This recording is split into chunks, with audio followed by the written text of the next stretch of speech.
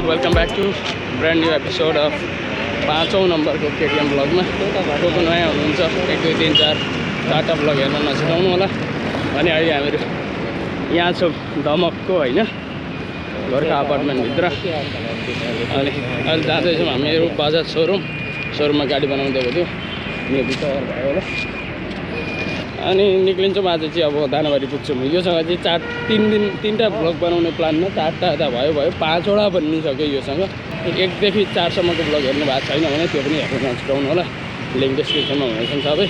सोरुममा पनि लगभग सम्भव सल्भ नभएर चाहिँ रुम चेक आउट गर्न आएको यहाँ। अब फेरि अलिक खतरा मान्छेलाई देखाउने सोच आयो होइन, त्यहाँ देखाउने हो। अब लेट्स गो। फाल्गुनन्द चोक अरे अब हिँडेको म फाल्गुनन्द चोक त्यहाँ बनाउन दिएँ। उनीहरू 2जना हुनुहुन्थ्यो होइन, उहाँहरू चाहिँ निक्लिसक्नु भएछ। उहाँहरू त्यही बाइकलाई कतैको म्यानेज गरेर स्टार्ट गरेर निक्लिनु हो भने म चाहिँ रुममा गएर चेकआउट गरेर यो साथीको बाइक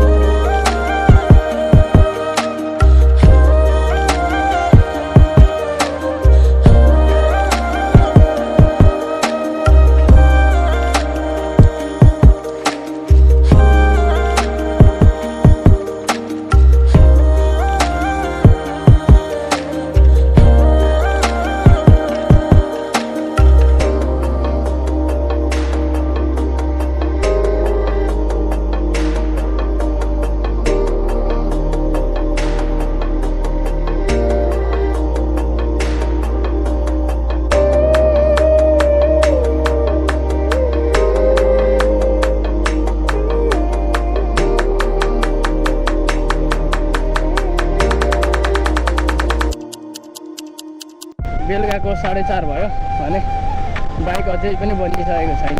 हामीहरू बिर्तामोड गएको थियौँ। बिर्तामोड गएर अहिले भर्खरै ड्रोन सुट पनि हेर्नु होला, बिर्तामोड ड्रोन टुर।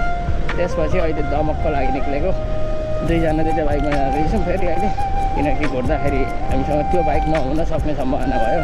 सोरुममा छोड्नुपर्ने आवश्यकता होला जस्तो देखिन्छ। त्यही भएर यो चाहिँ बिर्तामोडको मुक्ति चोक। हामीहरू अघिल्लो दिन पनि बिर्तामोडमै बस्नु पऱ्यो मैले भनेको थिएँ होइन। अब चाहिँ यहाँबाट चाहिँ हामीहरू 2जना छुट्टिँदैछौँ।